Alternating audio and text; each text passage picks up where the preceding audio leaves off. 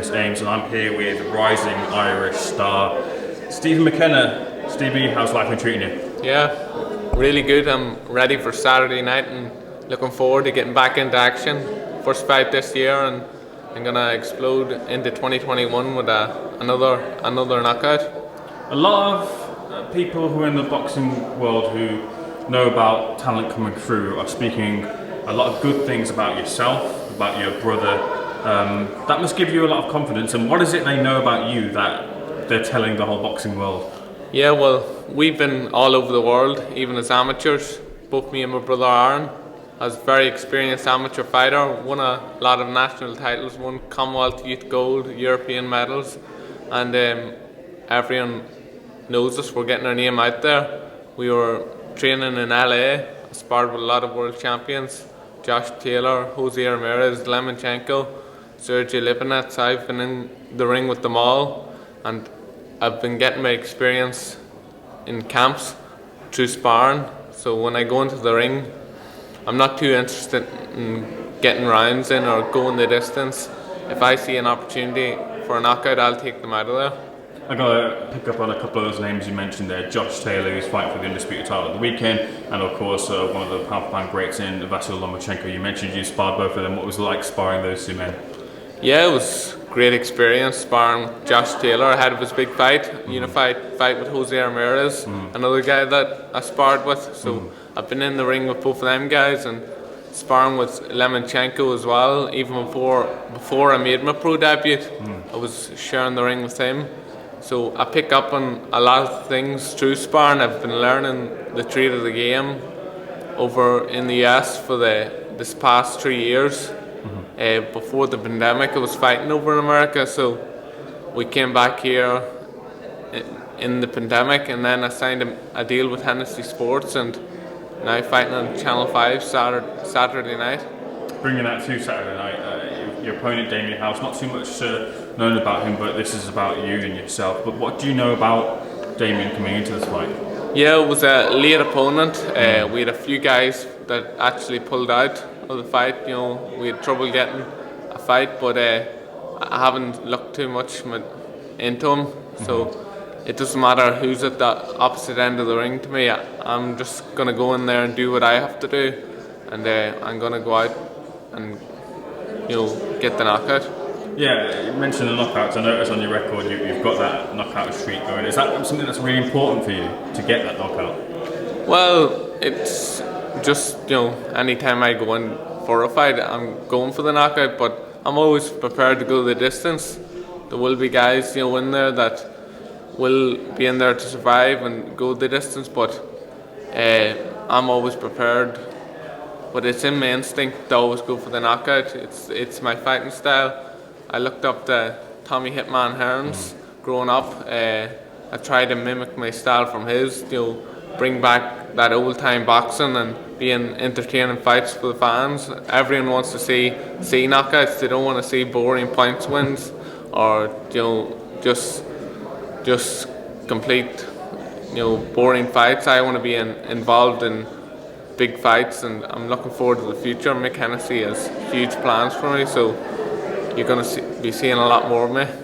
You got the pleasure of meeting Tommy Hearns, didn't you, not so long ago? How was that? Yeah, I met Tommy Hearns 5-6 weeks ago. I got to meet him in one of the gyms in Los Angeles.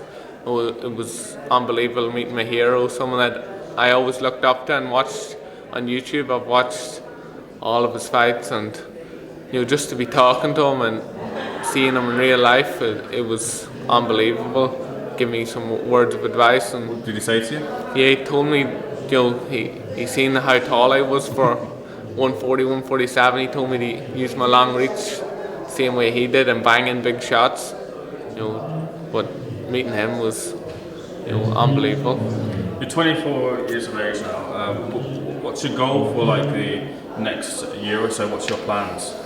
I want to just keep staying active and getting fights. Mick has big plans for me, as I said, and just get back on track to fighting, and hopefully stay busy this year, and then by this time next year be fighting for belts or be in the top 15 in the world. That'd be my plans, and then take it from there.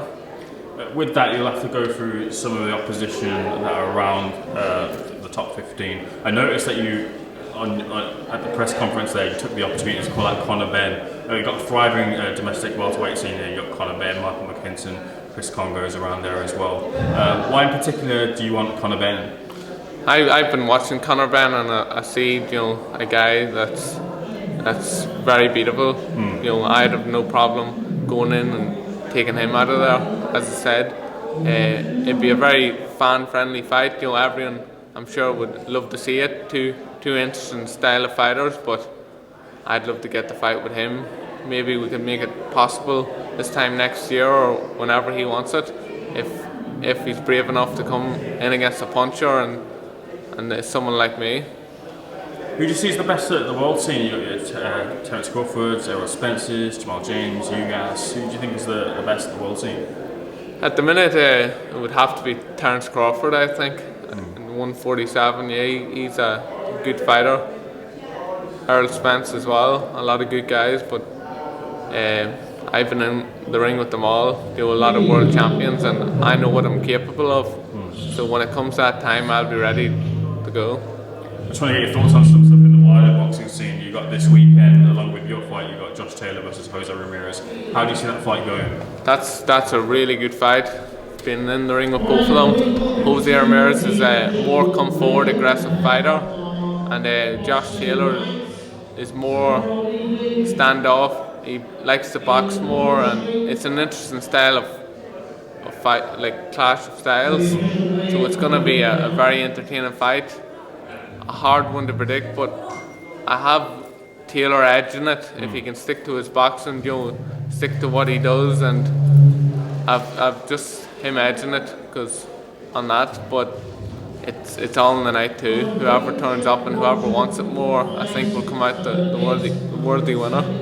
And I just want to get your thoughts on something else as well. Like, we were expecting to see an undisputed clash between Tyson Fury and Anthony Joshua, but we've not got it now. What's your take on that? I mean, as a fan, as a boxer, you must have wanted to see it. Yeah, seeing that the fight fell through and he's fighting Wilder, it'll be another big fight, fighting with Wilder. I'm sure the Anthony Joshua fight will eventually happen.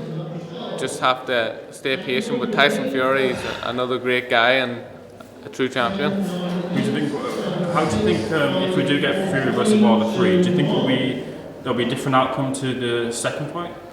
Nah, I think Fury walks right through Wilder again. I think he has him beat mentally, and even before the last fight, he had Wilder trembling from fear, I think, of him. So Wilder, I don't think he has the same presence that he had in the first fight to go in and beat Fury, but in heavyweight boxing you don't know either. Both Wilder's a big puncher, but I think Fury knocks him out again. Let's bring this back to you. You're fighting on Saturday night. What can we expect to see from you in the ring?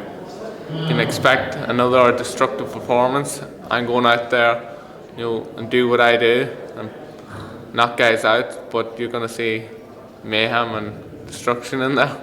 And finally, for the fans who haven't followed you on social media, what are your social media follows? Follow me on Twitter, Instagram, Facebook, Stevie_McKenna.